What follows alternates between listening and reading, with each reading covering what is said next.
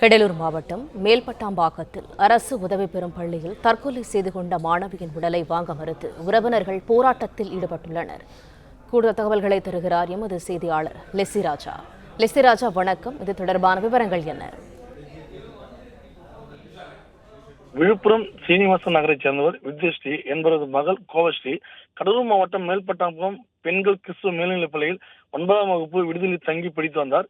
நேற்று மாணவி கோவஸ்ரீ பள்ளிக்கு செல்லவில்லை. நேற்று மாலை விடுதி கழிவறை பகுதியில் கோவஸ்ரீ தூக்கு மாட்டிய நிலையில் இறந்துள்ளார். மாணவியை கடலூர் அரசு மருத்துவமனைக்கு கொண்டு சென்றனர். அப்போது மாணவி கோவஸ்ரீ பரிசோதனை செய்த டாக்டர் ஏற்கனவே இறந்துவிட்டதாக தெரிவித்தனர். இதனைத் தொடர்ந்து கோவஸ்ரீ உடலை பிரேத பரிசோதனையாக விழுப்புரம் அரசு கல்லூரி மருத்துவமனைக்கு அனுப்பி வைத்தனர். இன்று அந்த பள்ளிக்கு 100க்கும் மேற்பட்ட போலீஸ் பாதுகாப்புடன் தொடர்ந்து இயங்கி வரும் நிலையில் மாணவின் தாய், சகோதரி மற்றும் உறவினர்கள் பள்ளிக்கு வந்தனர்.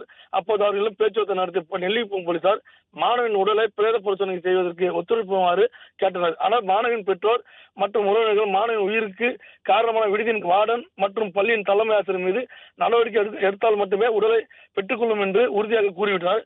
மேலும் மாணவின் தாய் கூறும்போது மகள் சாப்பாடு சரியில்லை என்ற குற்றச்சாட்டை முன்வைத்ததாகவும் மேலும் மாணவி திருநங்கை என்று கூறி அவமானப்படுத்தியதாகவும் தெரிவித்தனர். அதேபோல் தனது மகள் செல்போன் பயன்படுத்தியதாக அவர்கள் தெரிவித்த நிலையில் செல்போன் பயன்படுத்தியிருந்தால் நான் இப்படியே என்னுடைய மகளின் உடலை எடுத்துச் செல்கிறேன் என்று கூறி அவர்கள் முன்னிலையில் என்னுடைய மகளின் பெட்டியை உழைத்தார்கள். செல்போன் இல்லை, எதுவும் இல்லை.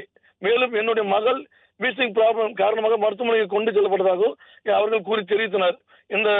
இங்கு வந்து பிறகுதான் அவர் உயிரிழந்த விவகாரம் எனக்கு தெரிய வந்தது. இது போன்ற அடுக்கடுக்கான தொடர் பொய்களை நிர்வாகம் கூறி வருகிறது.